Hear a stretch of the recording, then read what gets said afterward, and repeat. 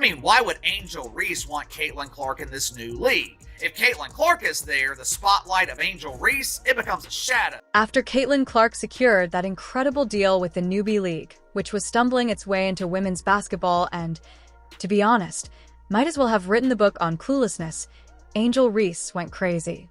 They began by enlisting every player under the sun except for the one star who could truly make them famous. Unfortunately, it's a star that most people don't like. Yes, they lined up Rays, A.A. Wilson, and an entire squad of nearly all of their players in the hopes that this mix would work miraculously. What were they smoking? Eventually, someone over there was able to piece together enough clues to realize that, yes, Caitlin Clark is their only chance at even sembling success. They are offering Caitlin Clark $1 million for 2 months of her services.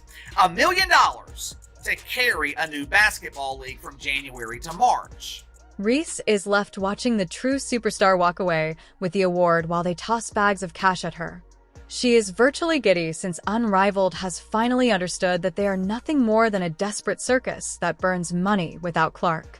Unrivaled is going to feature the 30 best pretend basketball players, with the vast majority of them being anonymous. Now, they do have one star committed to playing in the league. This so-called league has the gall to claim that it will revolutionize women's basketball, but without Caitlin Clark, they are merely forgettable. The Unrivaled League is desperately looking for a spark to make it happen, but when your entire roster is made up of who-the-fuck players, there isn't much chance of igniting the sports world. In the same vein, they were also liking negative comments about Caitlin Clark from the official Unrivaled basketball Instagram account, during the season. So all of these things were just not a good look. Let's discuss TNT's outrageous investment. They have a $100 million deal that spans 6 years, and they are banking all that money on viewership goals. Do they even realize what they have committed to? Without Starlight Clark, those TV ratings will be lower than the temperature in Antarctica, where people are tuning in to watch a lineup that looks like a phone book of nobodies. In the hopes that Clark could be the miracle fix, TNT has essentially written a check for a league without a foundation. Every time Clark takes the court, arenas are packed with fans like it's the playoffs. Venues actually have to increase seating to accommodate the crowd she attracts, but does Unrivaled have that kind of pull without her? Their delay isn't just incomprehensible, it's offensive. Clark is a powerhouse, and an Unrivaled knows it. Put her name on the roster, and you have ticket lines wrapping around the block. The most marketable player in women's basketball, Clark, was kept waiting for 3 whole months, while 26 other names were introduced in the hopes that they would gain any traction without the biggest star in the sport. Now, they are in full-on panic mode, frantically trying to hide months of neglect with a Hail Mary attempt that begs for our salvation. Caitlin, their last-minute scrambling demonstrates just how badly they've run the alleged league from the start, and then there's the PR team, who, if there were a prize for the most self-defeating social media strategy in sports history, would win it hands down. Rather than attracting Clark, they actively participated in disparaging remarks about her. Unrivaled League needs Caitlin Clark, and they are preparing to offer her a massive deal. But is it all too little too late? Additionally, they were enjoying disparaging remarks made against Caitlin Clark from the official Unrivaled basketball Instagram account during the season, so these things were all not presentable. Caitlin Clark doesn't need any money. She has plenty of endorsement deals. I think she is totally fine. And I think for her body and for her mental health, it might not be the best thing for her. It seems as though their official channels were unable to decide whether they wanted the player they are now pleading to join on board or off. But disparaging the superstar you need isn't exactly a winning tactic. All they were able to demonstrate was that they are utterly out of touch with what fans truly want. If you want to see how to properly court a star like Clark, just look at Ice Cube and his big 3-league. Ice Cube acknowledged her value right away, without hesitation or games, and made a generous offer. He put his money where his mouth is by giving Clark more money than he gives some ex-NBA players, demonstrating that they are unmatched exactly how it should be done. However, they are too preoccupied with regretting their own poor choices to realize how far behind they have fallen in comparison to the Big Three's Noon's approach. He wasted time playing around with inferior options and most definitely didn't play petty games on social media. Unmatched Frenzied Scramble appears completely amateurish. Fast forward to the present, and Unmatched is flinging cash around like confetti at a parade, proposing Clark a ridiculously complicated deal worth a cool $1 million for only 2 months, with a possible share in the business. Do I think Caitlin Clark should join Unrivaled? I'm not so sure. I think that the money needs to be high. It needs to be in the millions. It needs to be at least what Cube offered her for the big three at minimum. They're throwing everything at her feet in the hopes that she'll fall for the ruse, but if they really valued her, they would have been at her door months ago rather than waiting until every other plan had failed.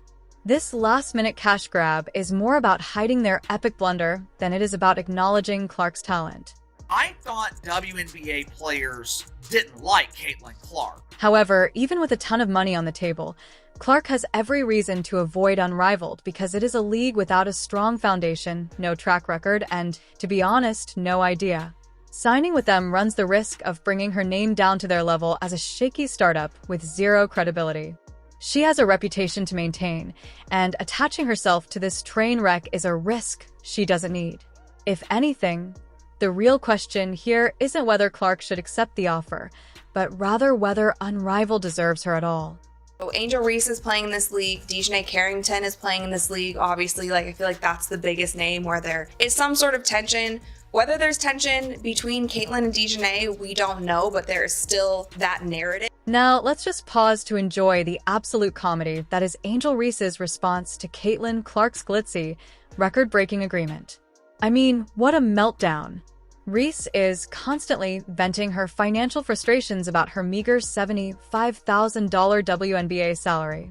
She used to act like Clark was just another person in the crowd, but now that Clark is winning $1 million, the jealousy is practically radiating off of her, and Reese is unable to contain herself. It's like witnessing the most obvious act of jealousy in basketball history. This is your opportunity to see if you can survive without her. This is your opportunity to see if Angel Reese is enough of a draw to carry a new league. I think the answer's no, but For months, Reese minimized Clark's impact, presumably believing she would be content without him. However, now that Clark has received that fat, unmatched check, Reese's story has completely changed, and the narrative about Clark is no longer relevant. She is witnessing Clark being courted with benefits and a salary that would make any WNBA player gasp. Reese, who rolled her eyes once when Clark is brought up, it's ironic, no, it's hilarious, to watch her compelled to admit that Clark has far more market power than she has. What Ice Cube offered Caitlin before the Big Three season began. I commend Ice Cube because you have to think about the type of... Additionally, there is the huge wage disparity with players like A.A. Wilson, who is undoubtedly feeling the pinch of being passed over. Wilson may openly back an unmatched effort to land Clark, but let's face it, she can't be happy when Clark outbids her for endorsement deals. Despite the fact that Wilson and Reese are both household GS in the WNBA, they aren't bringing in as much money as Clark. Even with her well-known antics and outspoken media presence, Reese is unable to match the volume of deals. Seeing Clark's face plastered across ad campaigns must be agonizing when your own financial struggles are constantly on blast. Watching the spotlight shine on Clark only highlights the gap, and Reese's frustration is written all over her public reaction. Clark's landing, Nike, State Farm, you name it, they're throwing money at Clark, and Reese is just left watching from the sidelines. These deals aren't just about income. They're a huge reminder of Clark's clout the kind of read. here's the potential problem. Caitlin Clark already has money. She signed a $28 million deal with Nike. She's got endorsement deals from State Farm. Imagine top players deciding it's time to leave the NBA after seeing Clark's paycheck and become weary of making shit while she's receiving millions. If Clark does go to Unrivaled, the league is in serious trouble. If Unrivaled starts paying, the WNBA, which cannot afford a talent drain, may lose its best players. This isn't just a boost for Unrivaled. It's a warning sign that the WNBA can't stay up and a direct challenge to their already precarious position. Establishment of finances. However, it's important to remember that Clark's game is 5-on-5. She is an expert in traditional basketball, not some pickup-style 3-on-3 format. If you put her in an unmatched little experiment, you have to wonder if it will even work. Critics have already questioned whether 3-on-3 can maintain interest, which means that Unrivaled would bet their entire league on Clark's shoulders. Unrivaled better pray, and she could carry them because without her, they would be headed quickly towards irrelevance. It is nearly unheard of in women's sports for Caitlyn to have a $28 million Nike endorsement in addition to partnerships from brands like State Farm. Brands really compete with her for marketability. And Unrivaled is eager to capitalize on the fact that they're hoping for a boost in their profile and an opportunity to play in the major leagues. But the harsh reality is that without her, they're just another empty wishful project in a crowded sports world. They're hoping that Clark's star power will somehow make people care, as if her star power could elevate their pathetically constructed lineup. Think about it. Unrivaled has poured all of their money and hope into persuading Caitlyn to join. They have no backup plan. Clark's star power, fan base, marketing value, and everything else that no one else has ever had or could buy even if they tried are all undeniably embarrassing if they don't fall for that ruse.